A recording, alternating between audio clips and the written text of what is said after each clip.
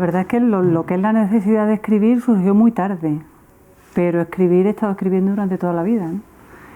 Pero podemos decir que no he tenido conciencia de eso hasta hace relativamente pocos años, ¿no? Porque yo desde pequeñita empezaba ya, yo creo que con 8 o 9 años, el recuerdo que yo tengo es de haber empezado con los primeros cuentos, a escribir los primeros cuentos, a plasmarlos en el papel, a ilustrarlos, a hacerle la portada con cartulina, o sea, graparlo, todo aquello, y además ponerle el 1, 2, 3 de la colección.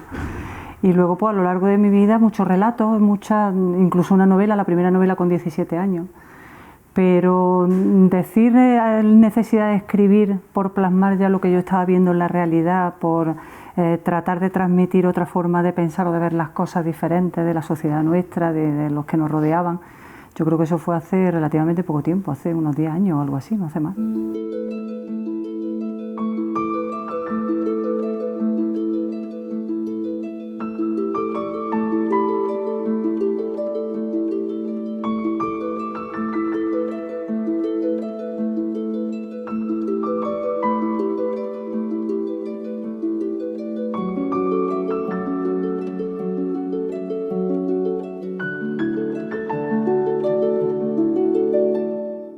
Pues la verdad es que yo al relato le tengo mucho cariño, le tengo muchísimo cariño, ¿no? Empecé quizá con la novela, empecé primero con novela, luego la dejé porque empezó a surgir la oportunidad de escribir relatos y a mí me daba la sensación de que se podía condensar una historia muy larga en muy pocas páginas. Yo siempre lo he considerado géneros diferentes, totalmente diferentes. Hay quienes interpretan un poco el relato como el género menor, ¿no? Como si fuera una novela en pequeño, y en cierta forma es verdad. Pero hay que tener también mucha destreza y mucha habilidad para poder recrear una historia al completo, para poder hacer una trama, para poder meter los giros, para plasmar también lo que es el perfil de cada personaje. Y yo siempre he tenido la impresión de que si sabes hacerlo bien, puedes recrear muchas pequeñas historias muy completas en poco tiempo, ¿no? En poco espacio. Y eso es una gran ventaja. Una de las cosas en las que yo me centro casi siempre es la psicología del personaje. No en lo que hace, sino en cómo lo hace, en por qué lo hace, en qué es lo que la mueve a actuar de esa manera, ¿no? Y en analizar pues, los diferentes comportamientos que pueden tener también todas las mujeres, porque no todas somos iguales, ¿no? En analizar los diferentes comportamientos de una y otra en función de sus situaciones personales, en función del lugar en el que viven, de la época en la que están viviendo en ese momento, o de cómo surge una situación o un problema determinado. A mí me gusta analizar, casi siempre me gusta analizar lo que es la psique femenina y hacer reflexionar en relación a todo eso. Yo creo que si no metiera toda esa serie de reflexiones, esa serie de profundidades, yo creo que no me llamaría tanto la atención escribir de las mujeres. Con cada una de ellas he intentado defender una parcela concreta de su psicología quizá, o plantear con ella un tema concreto que puede ser muy diferente, ¿no? En Aquella más tu amor, con Hanna, que era la protagonista, planteaba la diferente visión del amor y de las relaciones pues, entre hombre y mujer, de las relaciones de pareja que se pueden tener. En esta última novela hay dos personajes femeninos muy potentes. Está Blanca, que es una chica de 17 años, con todo lo que conlleva en esa edad, pues una semi-madurez y todo lo que le queda por afrontar, la ingenuidad mezclada con una responsabilidad que adquiere de forma rápida, ¿no? Y por otra parte, pues tenemos a Fuensanta, que es una mujer de 50 y tantos años con muchísimos problemas ya a la espalda que ha conseguido superar, amante de sus hijos por encima de todo, con una fortaleza tremenda. Y no lo sé, cada personaje, incluso en el primer libro que escribí, que era una recopilación de relatos, eran 16 relatos y eran 16 mujeres protagonistas, y cada una de ellas yo creo que podría ser, si no admirable, por lo menos sí importante por alguna de estas cuestiones, ¿no? Y no sabría decirte con cuál me quedo. Quizá a nivel personal le tendría un poco más de cariño, pero por las circunstancias que me hayan acompañado a la hora de escribirla, pero no por el personaje o la protagonista en sí. Herminia se acomodó en una mecedora algo desvencijada, al igual que otras muchas cosas en aquella casa. Puso una toquilla de lana sobre sus piernas y se dejó acunar por un balanceo que se amoldaba a su viejo y cansado cuerpo, como si la madera carcomida de aquella butaca se hubiera solidarizado con sus huesos, tan crujientes como ella. Entornó los ojos y agradeció a sus oídos esa leve pérdida de audición que la aislaba del ruido del patio de luces. del vociferio de las vecinas charlando a través de él mientras tendían la ropa, o de las llamadas al orden a niños acostumbrados a esquivar normas. Apenas eran las 10 de la mañana. Al llegar del hospital se había preparado una infusión de tila para calmar los nervios, que parecían empeñados en bailar sin cese hasta el final de sus días. Estaba cansada. La noche había sido larga. No tanto por el malestar de Fuensanta, que era dura como un rompeolas, sino por esa vigilia inevitable que extiende las horas en la oscuridad como si procedieran de un reloj muerto.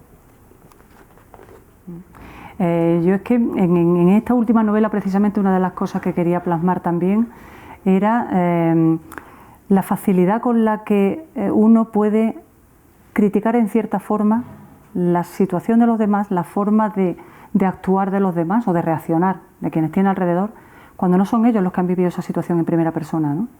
Es muy fácil criticar a alguien cuando tú no estás sufriendo un problema diario de forma continua, de forma constante, y en muchos casos con muy pocos recursos, tanto sociales como económicos o incluso psicológicos, para poder hacer frente a todo eso, ¿no?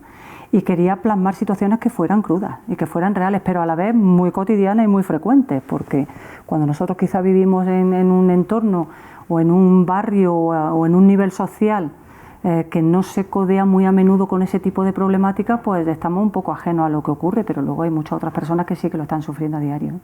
Y aquí yo quería plasmar dos problemas que están ahí, que se dan con mucha frecuencia, y además meter al lector totalmente en lo que es la vida cotidiana de esas dos protagonistas, para que lo sufrieran un poco en propia piel y luego pudieran opinar con más propiedad, ¿no?, de lo que lo hacen habitualmente. Yo creo que eso, en cierta forma, bueno, es una forma de escribir, es una estrategia también para que se siga leyendo la novela con igualdad de interés los dos hilos, ¿no? Porque cuando hay una sola trama, cuando hay un solo hilo argumental, pues es fácil continuar por ese. Cuando estás jugando con dos hay que tener mucho cuidado, porque es muy fácil, es relativamente fácil que el lector se vea muy implicado en uno de las tramas y que la otra, sin embargo, le guste menos y le atraiga menos, ¿no? Y al final esté leyendo una de pasada para poder continuar con la siguiente. Y ahí hay que jugar con mucho equilibrio para conseguir por lo menos esto, así que las dos llamen la atención de esa manera, ¿no?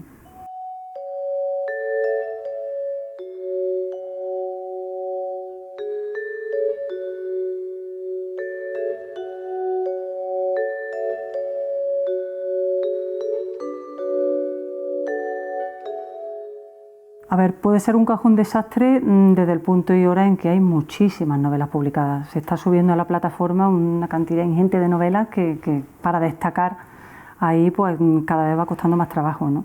Cada vez hay que hacer más campañas de marketing, de publicidad, el darte a conocer de otra forma, el dar a conocer tus letras de otra manera, para que viendo si les gusta o no les gusta ese trocito quizá que has escrito en una red social, puedan después buscarte en el otro sitio, ¿no? Pero obviamente en este mundo literario ahora mismo, en el que las editoriales pues tienen muy limitado el número de publicaciones que hacen y el tipo, en muchos casos, de publicaciones que hacen, incluso las personas a las que publican, ¿no? Porque bueno, yo siempre he dicho que las editoriales son entidades con ánimo de lucro y tienen que comer todos los días y tienen que garantizar su inversión, o sea, yo lo veo lógico, ¿no?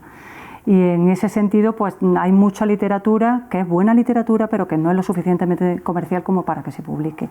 Y esos escritores, muchos de esos escritores son los que pueden encontrar quizás salida por esta otra vía, que es la autoedición a través de plataformas o a través de otras editoriales, y poder llegar a muchos lectores a los que sí les gusta leer ese tipo de historias, aunque esos lectores pues sean una minoría, no sean esa mayoría rentable que buscan las editoriales, ¿no? Entonces, bienvenida sea. Lo que hay que medir un poco, pero eso ya quizás sería una labor propia de cada escritor, medir un poco aquello que se sube a la plataforma, el que vaya con suficiente calidad por simple respeto al lector, que no se encuentre después con cualquier cosa. Me detuve antes de cruzar la calle, no me atreví a seguir caminando. Podía oír la algarabía de los niños, sus voces agudas gritando y riendo. Podía verlos corriendo de un lado a otro como pequeños diablos, llenando de vida el recinto escolar. Inspiré profundamente y cerré los ojos por un instante. Sentí que el pasado volvía cuando tomé conciencia de dónde estaba. Hasta el momento había circulado como esas muñecas antiguas con la cuerda adosada a la espalda. No necesitaba pensar, conocía las calles, los parques, las tiendas. Apenas nada había cambiado. Y eso me hizo sentir miedo, cuando debía de haberme tranquilizado al reconocer mi barrio, mi entorno, mi casa. O cuanto menos, haberme provocado nostalgia por lo que dejé atrás e intentaba recuperar. Lo más complicado quizá es convencer a las editoriales, porque las puertas están, hoy día las puertas están muy, muy cerradas, ¿no? Cada vez se publica más también a través de agencias literarias. Entrar en la agencia literaria empieza a ser tan complicado como entrar directamente en una editorial, y bueno, eso, la verdad es que algunas veces se nos acaban los recursos para poder acceder a ello, directamente es que no te abren las puertas, ¿no? Llegar a los lectores pues también es muy complicado, pero yo creo que más complicado que llegar al lector es mantenerlo después. O sea, llegar al lector se puede llegar con algún libro. Yo hago una tirada de libros grande y me voy a la puerta de algún sitio y lo regalo, o simplemente subo mi libro a Amazon y regalo ese libro y se lo puede descargar mucha gente. Lo que hace falta es conseguir esa fidelidad, es decir, que lean ese primer libro, ese relato, y que les guste lo suficiente como para seguir buscándote en las obras que vienen después. Eso es lo realmente complicado.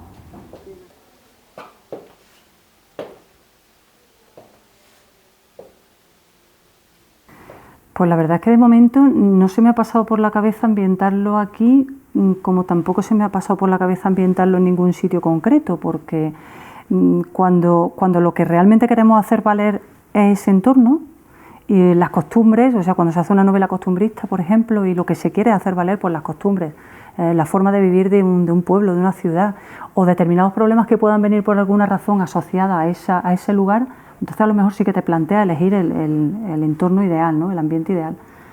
Pero es que en mi caso yo casi siempre cuando hablo de... Mis novelas suelen ser novelas de personajes, y en esos personajes se abordan temas que son universales y se abordan problemas universales y están más centrados en lo que nos mueve en la sociedad actual que en los lugares geográficos en concreto, ¿no? De tal forma que cualquiera de mis protagonistas de cualquiera de las novelas vive en Madrid como podría haber vivido en Córdoba, en Sevilla, en Málaga o en Pozo Blanco, porque al final, y más hoy en día, ¿no? Que con los medios de comunicación está todo globalizado y prácticamente no tenemos costumbres así residuales o aisladas que podamos sacar. Entonces, podría la siguiente ambientarla perfectamente aquí. Quizás si alguna de ellas no lo he hecho es porque la propia trama requería a lo mejor espacios más amplios. En este último caso, por ejemplo, la trama requería que fuera una ciudad con un ámbito geográfico mayor, porque si fuera muy pequeño era complicado que se hubieran dado las circunstancias adecuadas como para poder defender esa trama bien, ¿no? Pero como planteársela, podría plantear en cualquier momento, yo creo que no había ningún problema.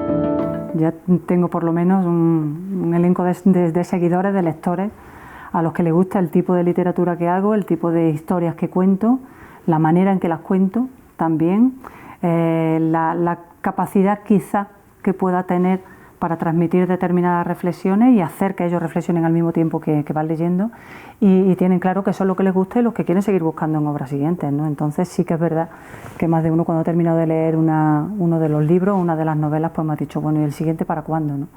Y aunque sean 5, sean 10 o sean 3, es una alegría enorme, porque, ¿sabes?, por lo menos cuenta con esa fidelidad de la que hablo antes.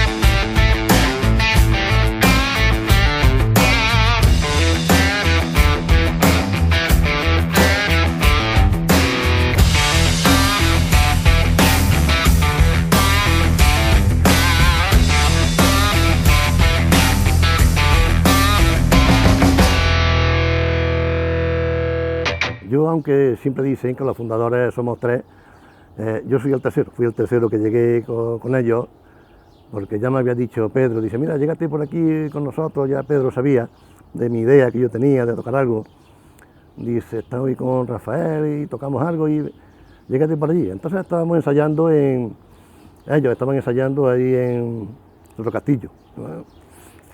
en la finca que tiene Pedro. Y yo me llegué por allí con ellos, estaban ensayando algo de Santana, algo también de Beatles, y por ahí empezamos, por ahí fue la de eso. Esto fue, te hablo de noviembre del 2015, fue aquello. Y a partir de ahí, pues mira, hasta ahora. Bueno, el grupo, como ya un poco Andrés ha anticipado, se creó porque por ese impulso que tenemos y esa afición que tenemos a la música desde jóvenes, desde pequeños. Yo recuerdo en mi caso que la primera guitarra que cayó en mis manos tenía 9 o 10 años. Recuerdo que fue con la Peña Marco Redondo, que hizo unos cursos. Aquello no duró mucho, pero bueno, ya tuve mi primer contacto. No dejaba la guitarra, te reunías con amigos, tocabas de oído, tocabas de ver a otros. Luego con el tiempo y ya de mayores, pues vas haciendo cursos, te vas interesando por conocer los secretos de la música y las técnicas de la música, sobre todo la armonía, que es lo que más te va a dar, lo que más herramientas te va a dar para poder reproducir o hacer algo así. Asistí al conservatorio como alumno y conocí a Rafael Gómez y allí hicimos amistad. Teníamos gustos musicales muy afines y bueno, cuando conoces a una persona con tus mismos gustos musicales y tus mismas inquietudes, pues lo lógico es que se reúnan y se pongan a tocar lo que les gusta, lo que les ha gustado de siempre. Yo en mi juventud tuve mi grupito de música en mi pueblo, en Adamú, y tocábamos temas más verbeneros, nosotros éramos más verbeneros, pero bueno, no lo había dejado nunca, ahí se había sido siempre mi gusanillo. Y entonces, bueno, pues cuando Pedro me avisó, pues bueno, mira, vamos a ver qué pasa. Y mira. Luego ya, como Andrés indicó, ya se fueron uniendo miembros al grupo y hasta llegar a lo que hoy somos, una banda que empezó tocando a nivel casero y que hoy, gracias al Ayuntamiento de Pozo Blanco y más en concreto a la Concejalía de Instalaciones, cuyo titular es Manuel Cabrera, pues disponemos de unas instalaciones municipales que nos permiten trabajar y desarrollar y hacer ensayos de más calidad.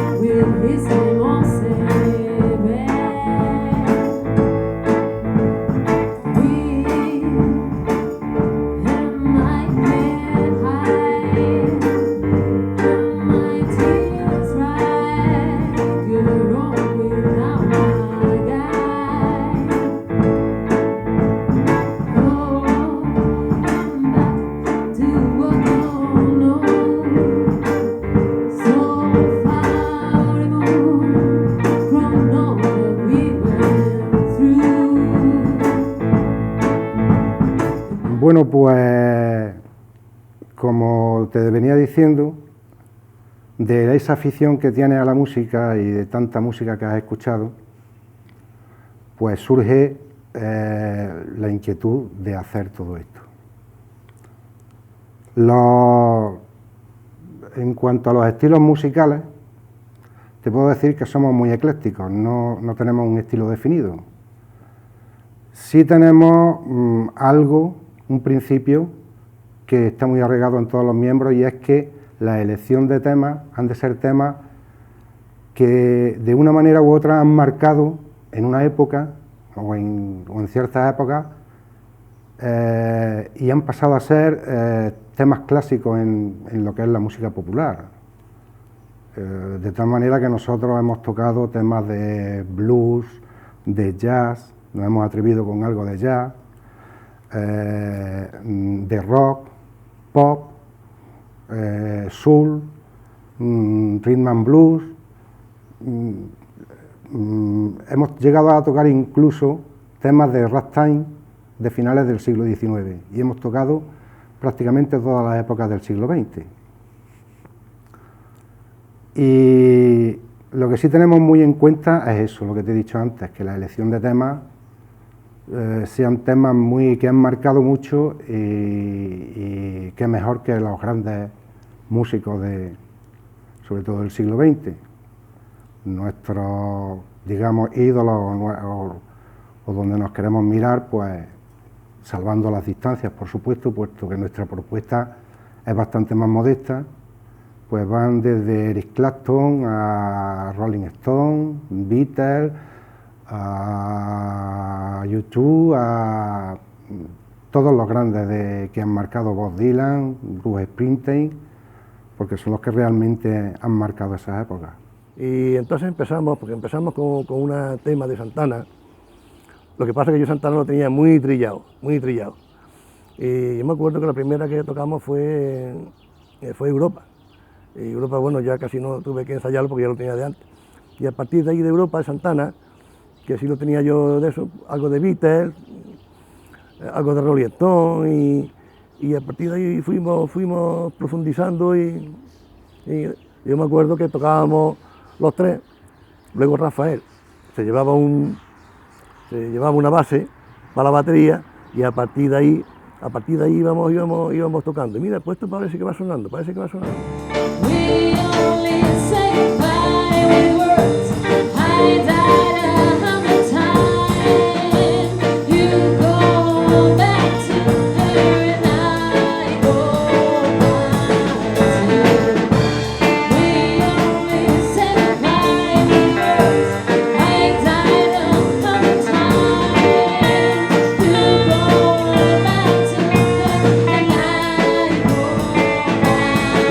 back to her and I go back to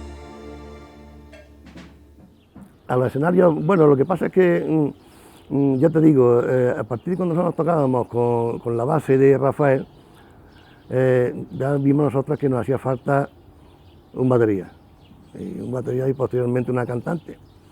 Hablamos con un par de ellos, baterías de aquí en el pueblo, pero no quisieron entrar con nosotros. Hasta que ya llegó este muchacho, Juanjo, y se puso con nosotros. Inmediatamente después, al poco tiempo, entró ya Julia, la cantante, y aquello ya varió bastante. Con otros temas, ya de un poquito más modernos, de lo que nosotros tocábamos al principio. Y a partir de ahí, pues ya empezamos a tocar precisamente en una salita, en esta de la vinoteca, de la calle del Toro. Tuvimos ahí 2 conciertitos y a partir de ahí ya empezamos a la incorporación de Juanjo con la batería ya significó una mejora en nuestras propuestas y luego ya la incorporación de Julia pues supuso ya un espaldarazo y un salto muy grande y después las incorporaciones como Rafa con Viento y con Estefanía ayudando en los coros pues ha supuesto que cada día vayamos un poco mejorando. Tenemos más herramientas, más opiniones para ir puliendo el trabajo que vamos haciendo. Claro, con la voz enriqueció y al mismo tiempo varió también el repertorio, ¿no? de temas que entraron a formar temas ya de más de rock, de blues, de rock en todos los términos, rock fuerte, rock clásico, algo de rockabilly se tocó también. Sí, también ha sido una tónica dentro del grupo y una idea que nos gusta mucho y es que la música de conservatorio salga un poquito a la calle y en varias ocasiones hemos solicitado la colaboración de varios chicos que lo han hecho encantados. Ellos en un escenario se sienten enormes. Recuerdo una chica que se llama Elena García, que fue la primera que colaboró con nosotros con un violín, que ahora, por cierto, está en el Conservatorio Reina Sofía de Madrid y está haciendo carrera musical y, por lo visto, por cierto, muy exitosa. O Marina Cabrera. Siempre tratamos de que algún niño participe también, sobre todo estas músicas que a ellos no, la mayoría de la juventud no las ha tocado, no las conoce, y esperamos con eso también que la juventud se acerque un poco a las músicas que han sido, que se han convertido en clásicos populares.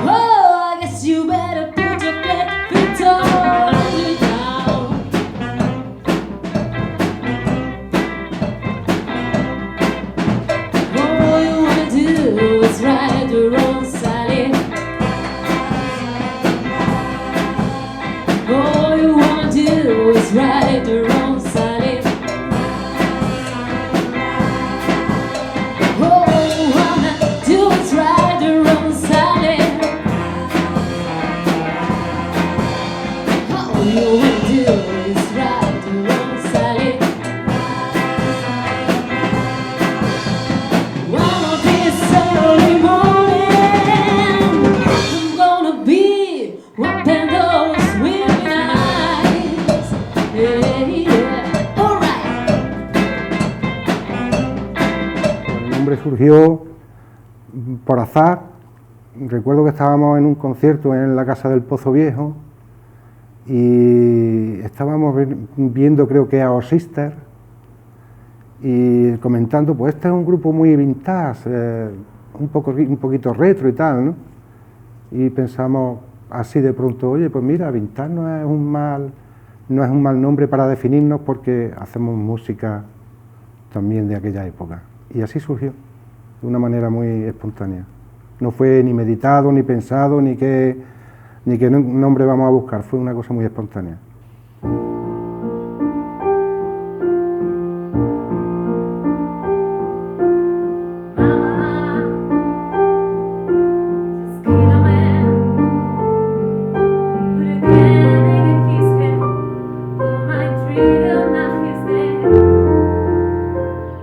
Bueno, no se puede hablar de carrera. Yo, un grupo musical, por lo que yo conozco, aquí los que estamos tres grupos, y claro, al ser aficionados, pues bueno, esto es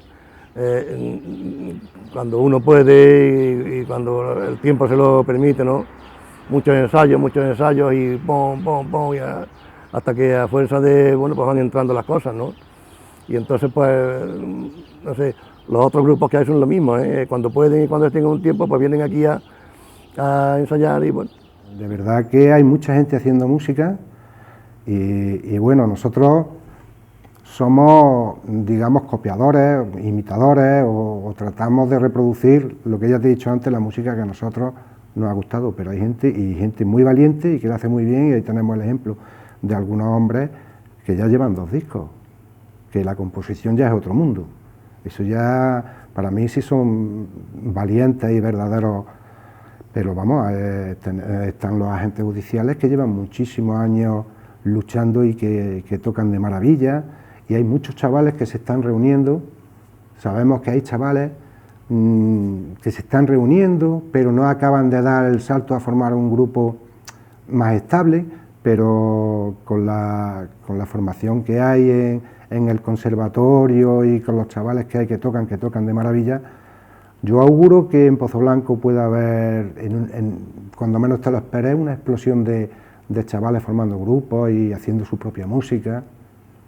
Y yo creo que, en fin, el conservatorio ha sido un hito en la historia cultural de Pozoblanco.